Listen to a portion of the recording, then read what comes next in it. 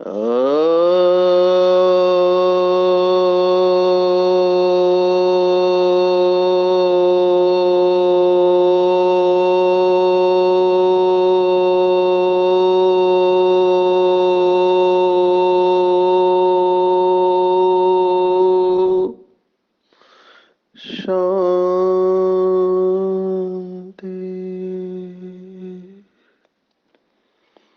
आज 16 फरवरी 2023 भारत में सद्गुरुवार है। Today is 16th February 2023 and it's Thursday in Bharat.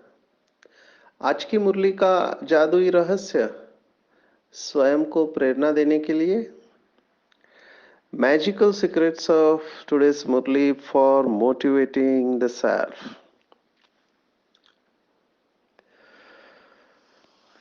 आज की साकार मुरली अगर एक शब्द में हम समराइज करें तो वो शब्द होगा साइलेंस।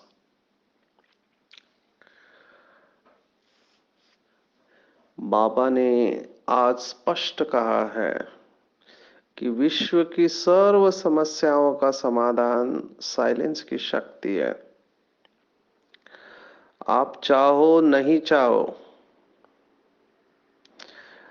ड्रामा की बलिहारी है कि सभी को साइलेंस में जाना ही है। साइलेंस देश में, साइलेंस की अवस्था में बाबा ने कई बार मुरलियों में कहा है कि बाप माना महाकालेश्वर। अभी शिवरात्रि के सब जगह पे मेले लगे हुए हैं, उसमें 12 ज्योतिर्लिंग में महाकालेश्वर दिखाते हैं। तो बाप कालों का काल है। बाप का आना माना, बाप सबको लेके जाने के लिए आया हुआ है।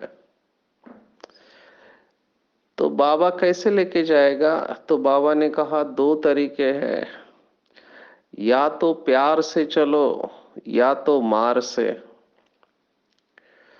तो प्यार से चलने वाले कौन और मार से चलने वाले कौन? बाबा के बच्चे समय से पहले तैयार होते हैं या समय पर तैयार होते हैं? और समय के बाद सबसे भाग्यवान उन्हें कहेंगे जो समय से पहले तैयार होते हैं। एक्चुअली इस शब्द में कैच है। एक तरफ हम कहते हैं कि सब कुछ समय पर होता है, और दूसरे तरफ बाबा ये भी कहता है कि आपको समय से पहले तैयार होना है। तो कई बार ऐसे लगता है कि इसमें भ्रम है, कंफ्यूजन है, लेकिन कंफ्यूजन है नहीं। यही सुंदरता है। जैसे हमने उपनिषद में देखा, ईशावास्य उपनिषद, उसमें जो श्लोक आता है, त्येन त्यक्तेन भुंजिता ईशावास्य इदम सर्वम, त्येन त्यक्तेन भुंजिता, माना त्याग में सुख है। अभी ये समझ में नहीं आता है लोगों को। दुनिया में समझते हैं कि भोग में सुख है, और उपनिषद कहते हैं त्याग में सुख है।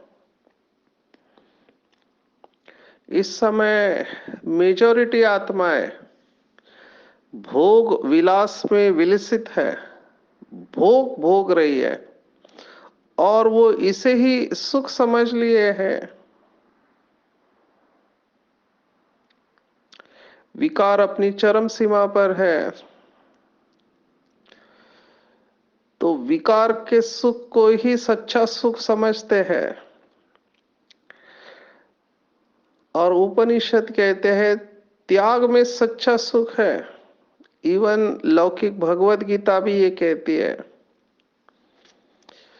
कि इंद्रियों का सुख सच्चा सुख नहीं है। सच्चा सुख वो है जो अतीन्द्रिय सुख है, आत्मिक सुख है, परमात्मा का सुख है। तो बाबा भी यही कह रहा है। बाबा कह रहा है कि बच्चे, अंतिम समय है। माया अपना पूरा दाव पेच लगा रही है। माया इतना इजीली नहीं छोड़ेगी। किसी न किसी रूप से माया पकड़ने की कोशिश करेगी। कई बार कुछ अच्छे सिंसियर बीके भाई बहने भी मुझे प्रश्न पूछते हैं कि हम इतना अटेंशन रखते हैं, अमृत वेला, मुरली, ट्रैफिक कंट्रोल, सामान, फिर भी कहां से माया आ जाती है। सो प्लीज अंडरस्टैंड, मैकेनिज्म को समझो, परिवर्तन की प्रक्रिया को समझो। कि ये सब हमारे अंदर के विकार जो भरे पड़े हैं अनेक जन्मों के, वो बाहर निकलने हैं। डरना नहीं है, चारों तरफ बादल ही वही है। जैसे पहाड़ में जाते हैं तो बादलों में से गुजरते हैं, तो ये विकारों के बादल है। आप कभी किसी बादल में फंस गए तो बादल का इफेक्ट है वो। तो डरना नहीं है, हिम्मत नहीं हारना है, ये सब होने वाला है। पर ये सब का समाधान क्या है? तो समाधान बाबा ने कहा साइलेंस की शक्ति। साइलेंस की शक्ति, इसको भी बहुत अच्छी तरह से समझना है। बाबा ने कहा सर्व समस्याओं का समाधान है, वो भी सहज। कनेक्शन बाबा ने बताया है कि शांत स्वरूप आत्मा एकांत में रहती है। एकांत का भी अर्थ दुनिया में जो समझते वो नहीं है। वो समझते एकांत माना अकेला रहना। वो एकांत नहीं है। अकेलापन और एकांत ये दोनों अलग अलग शब्द है। There is a difference between solitude and loneliness. अकेलापन निगेटिव है, एकांत पॉजिटिव है। एकांत का बाबा ने अर्थ बताया, हम सब बाबा के बच्चे जानते हैं कि एक के अंत में खो जाना, ये एकांत है। एक शिव बाबा के अंत में खो जाना। खो जाना ये भी कई लोग इसका अलग अर्थ निकालते हैं। कुछ भाई बहने बस में ट्रैवल करते समय बाबा की याद में सिटी बस में बैठे हैं, कहते हैं मैं इतना बाबा की याद में खो गया कि मेरा बस स्टॉप आया मुझे पता ही नहीं चला, स्टेशन आया पता ही नहीं चला, मैं आगे चला गया। क्यों? क्योंकि मैं बाबा की याद में खोया हुआ था। एक्चुअली ये खोया हुआ ऐसा नहीं चाहिए। This is not perfection in action. ये योग कर्मसु कौशलम नहीं है। अगर आप अवेयर है तो आप बराबर अपने स्टॉप पर उतरेंगे। ये जो खो जाना है, जो हम समझते हैं कि हमारा योग है, ये योग नहीं है, ये वियोग है, अनकॉन्शियस है। क्योंकि कॉन्शियस में आप अवेयर रहते हैं, फोकस रहते हैं, और परफेक्शन होता है, सफलता होती है। आप लाइट चालू करके भूल गए, गीजर चालू करके भूल गए, पॉकेट पर्स, चश्मा, चाबी रख के भूल गए। अटेंशन की कमी है। बाबा कहता है, बाबा ने तो दादी जानकी को यहाँ तक कहा, पानी गर्म पानी उतार रही थी तो थोड़ा पानी गिरा, बाबा ने तुरंत कहा बच्चे का योग नहीं है। तो पानी उतार के नीचे रखते समय भी अगर पानी की बूंदे गिरती है, देर इज नो परफेक्शन। बाबा कहता है ये परफेक्शन नहीं है। तो बाबा कहाँ तक अटेंशन खिंचवाता है। मैंने पहले भी कहा, कुछ लोगों को चलते समय आदत होती है चप्पल का आवाज करते हैं। मैंने देखा है बहुत लोगों को स्लीपर पहनते हैं तो वो चलते समय उनका आवाज आता है और वो बहुत डिस्टर्ब करता है सबको। तो बाबा ने कहा है कि बच्चे, अगर चप्पल घिस कर चलोगे तो राजाई भी घिसी हुई मिलेगी। मैंने पहले भी कहा, बाबा के कमरे में मैं भाई बहुत भाई बहनों को नोटिस करता हूँ। अभी सभी योग में बैठे हैं। ये लोग जब बाबा के कमरे में घुसते हैं तो सबको पता चलता है कि फलाना भाई या बहन आई हुई है, क्योंकि कुर्सी का आवाज, बैठने का आवाज, ये लोग साइलेंस का अनुभव नहीं कर पाते हैं। क्योंकि जो साइलेंस में रहेगा उसका मूवमेंट ऐसे होगा कि पता ही नहीं चलेगा।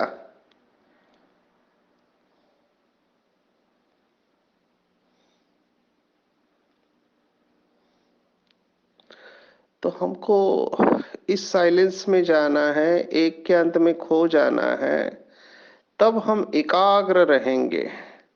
और जितना हम एकाग्र रहेंगे, बाबा ने कहा दो शक्तियां जो परमार्थ और व्यवहार में आपको सफलता दिलाएगी कि परखना और निर्णय करना। तो कनेक्शन देखो कैसे है। शांत स्वरूप आत्मा एकांत में रहेगी। जितना एकांत में रहेंगे उतना एकाग्र होंगे, जितना एकाग्र होंगे उतना परखना और निर्णय करना सहज होगा, जितना परखना और निर्णय करना सहज होगा उतना परमार्थ और व्यवहार में सफलता मिलेगी। तो अभ्यास करना चाहिए। एक मुरली में बाबा ने कहा था, प्रैक्टिस करो आवाज में कम आने का। तो जितना आवाज में कम आएंगे उतना आवाज से परे की स्थिति आपको खींचेगी। आज बाबा ने वरदान में बाउंड्री लगाई है। आत्मा की कौन सी बाउंड्री? बाबा ने कहा आत्मा का स्वधर्म, सुकर्म, स्वरूप और स्वदेश चारों ही शांत है।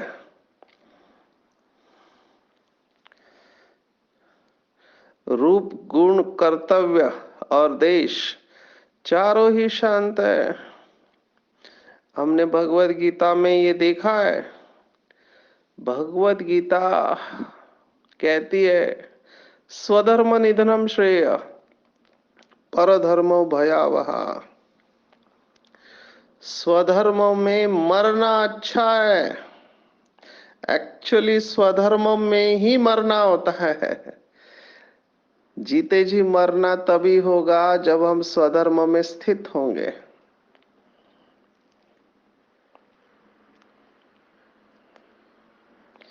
जब व्यक्ति बहुत परेशान होता है तो कहता है कि मुझे अकेला छोड़ दो, मुझे शांति चाहिए। एक्चुअली वो बराबर है, वो बता रहा है कि उसको डेफिशिएंसी है। तो वो डेफिशिएंसी जो है, कमतरता है, कमी है, वो उसको अनुभव करना चाहता है। आपको लौकिक का कोरोलरी देते हैं। डॉक्टर्स ये सब जानते हैं कि जब पेट में बच्चा होता है तो उस माँ को खट्टा खाने का दिल करता है। अभी जब खट्टा क्यों खाते हैं? क्योंकि उसमें विटामिन सी होता है और विटामिन सी के वजह से लोह का शोषण अच्छा होता है खाने में से, आयन। क्योंकि जब गर्भवती स्त्री रहती है तो उसके अंदर खून की कमी होती है। तो नेचर नेचर उसको ये अंदर से उसको आता है। विटामिन सी ले तो आयरन का एब्सॉर्प्शन होगा, तो माँ और बच्चा दोनों हेल्दी रहेंगे। कुछ ऐसा ही होता है, जब शांति की कमी होती है तो हम शांत स्वरूप में जाना चाहते हैं, और जब तक ये डेफिशिएंसी रहेगी, शांति की डेफिशिएंसी कह रहा हूं मैं, शांति की कमी रहेगी, तब तक समस्याओं से घिरे रहेंगे। कोई ना कोई समस्या आएगी। बाबा ने एक मुरली में बहुत अच्छी बात कही है कि कई बच्चे माया के साथ युद्ध में काफी समय जाता है। वो कहते हैं कि कुत्ता निकाला तो बिल्ली आ जाती है, बिल्ली को बाहर निकालो तो चूहा आ जाता है। तो किसी न किसी रूप में माया आती ही रहती है, और युद्ध करने में काफी समय चला जाता है और फिर निराश हो जाते हैं। तो बाबा ने आज स्मृति दिलाई है कि बच्चे, तुम्हें शांति को ढूंढना नहीं है, उस अवस्था में स्थित रहना है। सन्यासियों के नाम होते हैं शांति प्रकाश या प्रेम प्रकाश, आनंद प्रकाश। बहुत सुंदर नाम है। हमारी एक दादी का नाम था शांतामणि दादी।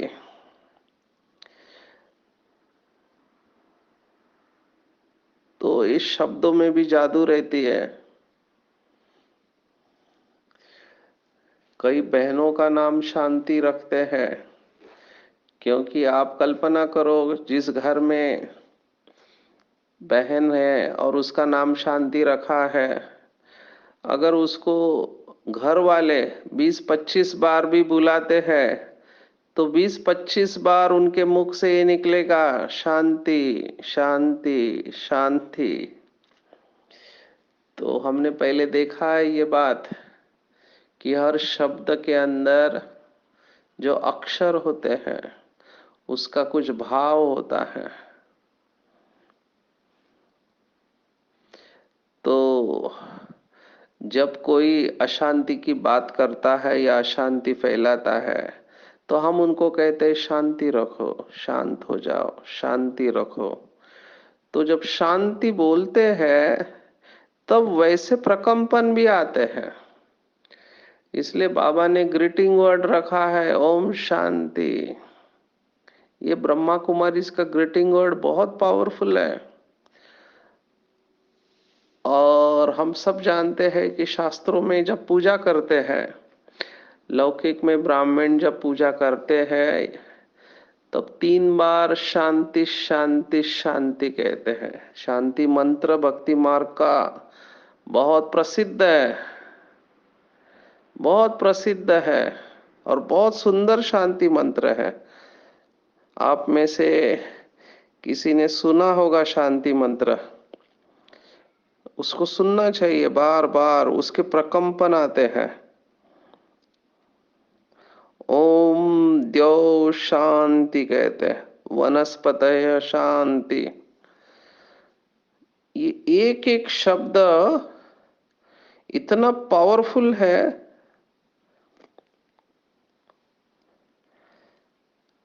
अंतरिक्ष शांति, पृथ्वी शांति, रापः शांति, आपो माना जल शांति, औषधय शांति। आप सोचो, वनस्पतय शांति, शांति विश्वे देवाः शांति, ब्रह्म शांति, सर्व शांति, शांतिरेव शांति, सामा शांतिरेधि। और फिर कहते हैं शांति शांति शांति। बेसिकली इसके पीछे का भाव क्या है? ये शांति पाठ है जिसमें कहते हैं कि पृथ्वी शांति हो, जल शांति हो, वनस्पति शांति हो, विश्व में शांति हो, ब्रह्म की शांति हो, सर्व शांति हो। तो क्योंकि उसमें समाधान है। क्यों जो भी ऋषि मुनि होके गए, उन्होंने 3 बार शांति का क्यों कहा? क्योंकि मनुष्य आत्माओं की जो समस्या है, वो 3 उसके ओरिजिन बताए। आध्यात्मिक, अधिभौतिक, अधिदैविक, हमने ये भी भगवत गीता के अध्याय में देखा है। तो कर्मों के फल स्वरूप जो भी समस्याएं आती है वो शांत हो जाओ, पिछले जन्म के कर्म है वो भी शांत हो जाए, प्रकृति से जो अशांति आती है वो भी शांति हो जाए, तो तीनों ताप जिससे कि आत्मा दुख का अनुभव करते है वो भी शांत हो जाए। इसलिए शांति शांति शांति 3 बार करते हैं। तो इसके पीछे राज है। इसलिए बाबा कहता है शांति की गहराई में जाओ। और ये इतना सरल नहीं है, हम सब जानते हैं, क्योंकि हम कर्मयोगी हैं। हमारे में और सन्यासियों में फर्क है। बाबा ने आज ये फर्क बताया है कि वहां पे वैराग्य आया तो सब कुछ छोड़ के जंगल चले जाते हैं। हमको जंगल नहीं जाना है, हमको संसार में रहना है, क्योंकि कर्मों की गति गुह्य है। बाबा ने कहा वो है शंकराचार्य और यहाँ है शिवाचार्य। और शिवाचार्य हमको कहते हैं कि बच्चे घर गृहस्थ में रहकर पवित्र रहना है। वो विकार से परेशान होकर जंगल में जाते और उसमें से कुछ लोग वापिस आ जाते हैं जो कच्चे होते हैं। लेकिन बाबा यहाँ पर कहते हैं इसमें मेहनत है। तो बाबा ने आज फिर से अंडरलाइन करा है, लगातार बाबा काम विकार के ऊपर अटेंशन दिला रहा है। आज बाबा ने फिर से कहा माया कहाँ चलायमान तो नहीं करते है, मना वृत्ति चंचल तो नहीं होती है, मन में तूफान तो नहीं आते हैं। अगर आते भी है तो बाबा ने जो हमेशा कहा है विकर्म नहीं करना है। अगर ज्ञान चिता पर रहेंगे तो काम अग्नि नहीं लगेगी। और जितना हम शांति की गहराई में जाएंगे, जितना शांति की गहराई में जाएंगे, ये सब कर्मेंद्रिया शांत हो जाएंगे, चंचलता समाप्त हो जाएगी। तो चेक करना है। बाबा ने आज फिर से कहा, पहले कहा कि दृष्टि वृत्ति पवित्र रहना है, देहदारी को देहदारी समझ के ने। आज बाबा ने फिर से कहा कि शरीर को शरीर टच नहीं होना चाहिए, क्योंकि काम विकार माना स्पर्श। काम विकार का दूसरा नाम है स्पर्श। स्पर्श का सुख है काम विकार माना। इसीलिए हमको जितना हो सके स्पर्श से दूर रहना है बाबा ने। लेकिन बाबा उसकी गहराई में भी लेके जा रहा है।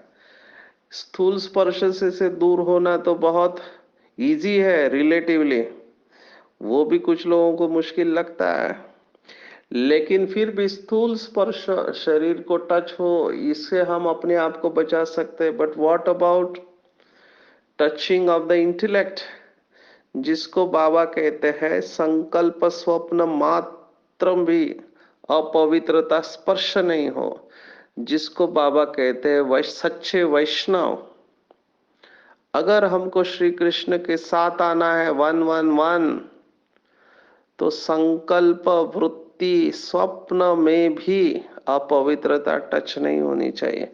वहां तक बाबा हमें लेके जा रहा है, तो हमको इसका अटेंशन रखना है। वैसे बाबा ने आज 3 प्रकार के बच्चे फिर से कहा है। सन्यासियों के साथ तुलना की है कि उनमें भी उत्तम मध्यम कनिष्ठ होते, कोई तो एकदम डर्टी भी होते, बाबा ने कहा है। यहाँ पर भी बाबा ने कहा सूर्यवंशी राजा रानी प्रजा, चंद्रवंशी राजा रानी प्रजा होते, सभी धर्मों में ऐसे होते हैं। तो मुझे चेक करना है कि मैं कौन सी कैटेगरी में आता हूँ, राजा रानी में आता हूँ या प्रजा में आता हूँ। तो हर एक अपने को चेक कर सकते हैं कि मेरी अवस्था क्या है। अगर अभी मेरा शरीर छूटा तो मेरे साथ क्या जाएगा। और एक बहुत बड़े बिलीफ को बाबा ने आज तोड़ा है, जो लौकिक भगवत गीता भी कहते हैं। आज तो बाबा ने एक बहुत बड़ी मान्यता को खत्म कर दिया। मैं देखता हूं मेजॉरिटी लोग समझते हैं कि जिन्होंने भारत पर आक्रमण किया वो भारत को कंगाल करने के निमित्त बने, जबकि बाबा ने भी ये कहा हुआ है कि वो मोहम्मद गजनी आया 17 बार लूट के गया, लेकिन बाबा ने ये नहीं कहा कि उनके वजह से माला माल भारत जो था वो कंगाल बन गया। नहीं, आज बाबा ने मुरली में स्पष्ट कहा है कि भारत का दुश्मन ये मुसलमान व क्रिश्चियन नहीं है, भारत का दुश्मन है रावण। तो ऐसे नहीं कि मुसलमानों व क्रिश्चियन ने भारत को कंगाल बनाया, नहीं, सबके सुख संपत्ति का देवाला रावण ने निकाला और ये हमारा सबसे बड़ा दुश्मन है। इसको नोट करना अच्छी तरह से, क्योंकि चलते चलते कई भाई बहनों को लगता है कि फलाना देहदारी हमारा दुश्मन है, जबकि कोई भी देहदारी दुश्मन नहीं, उसके अंदर जो विकार होते हैं वो हमारे दुश्मन है। तो दुश्मन विकार है, ना कि कोई देहदारी। तो हमको दोनों को अलग करना है। विकार हमारा दुश्मन है, यही भगवत गीता भी कहती है। हमने देखा 16वें अध्याय में काम क्रोध लोभ को नरक का द्वार कहा है, क्योंकि इससे ही गिरावट होती है। घोर अंधियारा बाबा ने कहा। और आज की मुरली में और एक डीप बात जो हमने पहले भी देखी, बाबा ने टच किया है कि 3 आत्माओं के चरित्र में मिलावट हो गई है। किसकी? एक श्री कृष्ण की आत्मा, एक ब्रह्मा की आत्मा और शिव बाबा की आत्मा। इसका रहस्य आज बाबा ने कहा है कि श्री कृष्ण के लिए कहते हैं कि भगाता था, ये कलंक लगाए हैं। अभी भगाया किसने? तो सच बोलो तो भगाया शिव बाबा ने। शिव बाबा ने भगाया, इसका मतलब क्या? उसका भी राज समझना है अच्छी तरह से। अभी ब्रह्मा बाबा के तन में शिव बाबा आया, शिव बाबा ने आत्माओं को शक्ति दिया, उनकी भक्ति मार्ग की इच्छाएं पूर्ण की। तो ब्रह्मा बाबा को देख के श्री कृष्ण का साक्षात्कार होता था। तो श्री कृष्ण का साक्षात्कार होता था और ब्रह्मा बाबा ने जो ट्रस्ट बनाया वहां पे सब भाई बहने गए। अभी इसकी उन्होंने कहानी बना दी, क्योंकि भक्ति मार्ग में कैच किया द्वापर में। तो कहां पे कहां की बात कहां ले गए? शिव बाबा ने जो पवित्र रहना चाहते थे अपनी इच्छा से, उनको पवित्रता का वरदान दिया। लेकिन शिव बाबा दिखाई नहीं देता, ब्रह्मा दिखाई देता और ब्रह्मा में श्री कृष्ण दिखाई देता। इसलिए कहानी में कहा कि श्री कृष्ण ने ही सबको भगाया। देखो कैसे कनेक्शन है। लेकिन ये सब होने वाला है। आज के मुरली में बाबा ने ये बड़ा राज खोला है कि जिसके वजह से हमारे विचार बहुत ऊंचे रहते। बाबा ने कहा कि ड्रामा प्लान अनुसार जो जो बाबा के बच्चे देवी देवता धर्म वाले दूसरे धर्मों में गए, जैसे क्रिश्चियनिटी, मुस्लिम में, बुद्ध में भी गए हैं, वो सब वापिस आएंगे। और जब वो वापिस आएंगे तब हंगामा होगा, नाक कट जाएगी ऐसे लगा। अभी मैं देख रहा था हमारे आदरणीय रमेश भाई, वो स्वाध्याय परिवार के राइट हैंड थे, पूरी भगवत गीता कंठस्थ थी। तो जैसे ही ब्रह्मा बाबा और शिव बाबा मिले वो आ गए।